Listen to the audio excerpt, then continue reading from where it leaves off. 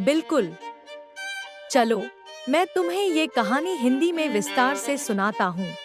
एक जादुई, रोमांच से भरी और दिल को छू लेने वाली कहानी। कहानी का नाम नील सागर की राजकुमारी। बहुत समय पहले की बात है। एक गहरे, रहस्यमय समुद्र में एक सुंदर जलपरी रहती थी, मीराया। वो सिर्फ एक आम जलपरी नहीं थी, बल्कि उसके पास थी एक खास शक्ति।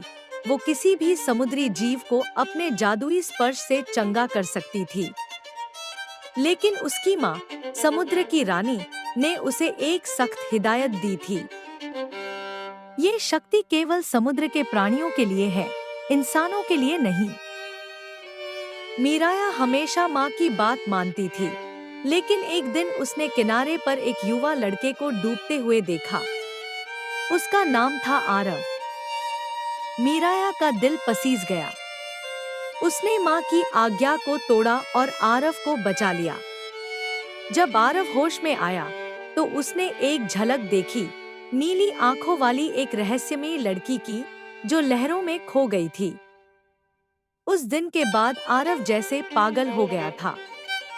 वो हर रोज समुद्र के किनारे आता, कुछ बातें करता, कुछ लिखता, जैसे वो उस अनदेखी लड़की तक अपना दिल पहुंचा रहा हो।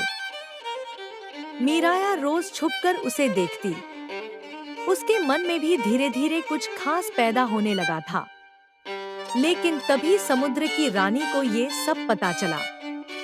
वो बहुत नाराज हुई और मीराया को एक शर्त दी। अगर वो लड़का तुमसे तुम्हारे रूप को देखे बिना सच्चा प्यार कर सके, तो तुम एक दिन के लिए इंसान बन सकती हो। लेकिन अगर उसने तुम्हें सिर्फ तुम्हारी सुंदरता के लिए चाहा, तो वो तुम्हारी याद तक भूल जाएगा। मीराया ने इंसानी रूप लिया और आरव के पास गई।